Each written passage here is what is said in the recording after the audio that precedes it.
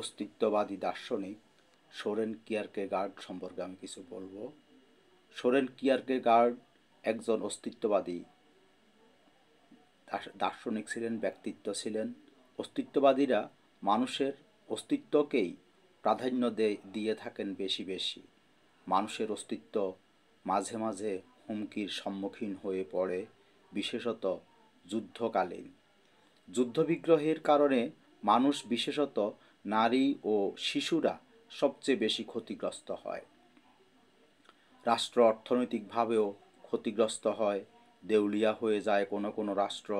তাই বার্ট্রান্ড রাসেল থেকে শুরু করে অনেক অনেক গুণী জ্ঞানী, বিজ্ঞানী, দার্শনিক বিশ্বে বহুবার যুদ্ধবিরোধী অবস্থান নিয়েছেন।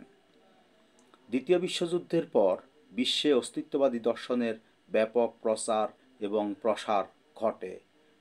সোরেন কিয়ারকেগার্ড 1813 খ্রিস্টাব্দে জন্ম, 1855 খ্রিস্টাব্দে মৃত্যু। তার শৈশব খুব একটা সুখময় ছিল না। 1807 খ্রিস্টাব্দের 8 আগস্ট তিনি আক্রান্ত হন। ইংল্যান্ডের সাথে যুদ্ধে সে সময় ডেনমার্ক ধ্বংসের দ্বারপ্রান্তে পৌঁছে দেশটি ভয়াবহ রকমের ক্ষতিগ্রস্ত হয়, অর্থনৈতিকভাবে সংকটগ্রস্ত হয়। এর ছোঁয়া তার পরিবারও গিয়ে লাগে। সোরেনের পরিবারে ভাই বোন ছিল অনেক অনেকজন। তার ক্লাসেও অনেক বন্ধু বান্ধব ছিল, তবুও সোরেন যেন বড্ড একাকী।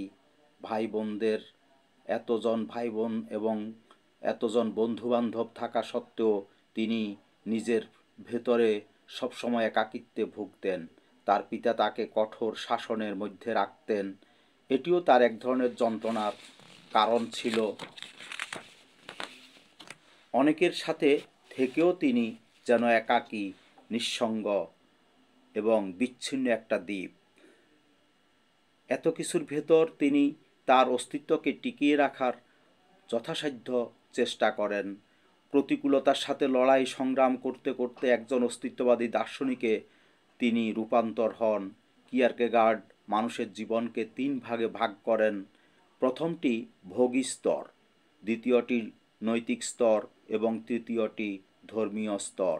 তিনি দেখান একজন মানুষ তারুণ্যে ও যৌবনে অমিতাচারী হয়, একসময় সে তার ভুল বুঝতে পারে এবং নৈতিক জীবনের প্রতি ঝুঁকে পড়ে।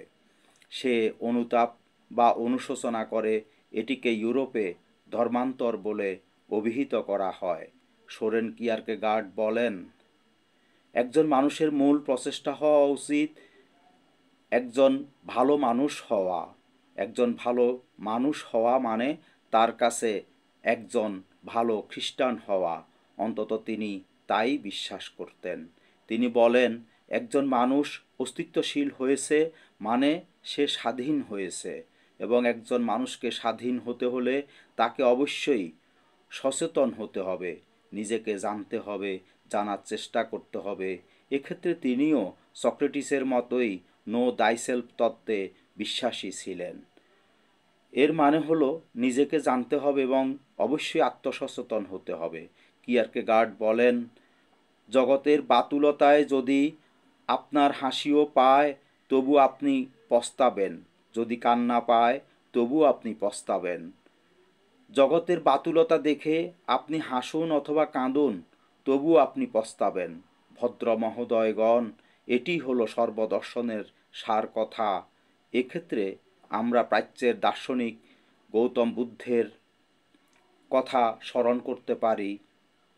তিনি বলেন, অবিমিশ্র সুখ বলে কিছু নেই। কোনো সুখবাদী দার্শনিক বলেছেন, সুখকে ভুলে থাকাটাই এক ধরনের সুখ, আবার দুঃখকে ভুলে থাকাও এক ধরনের সুখ।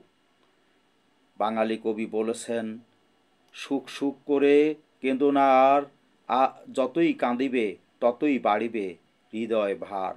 আমাদের অনেকেরই জানা এক লোক নিমন্ত্রণ খেতে যেতে পারছেন না তার জুতো নাই বলে, কিন্তু পথিমধ্যে তিনি যেয়ে দেখেন আরেকজন লোক তার পাই নেই, তখন তিনি ভাবলেন,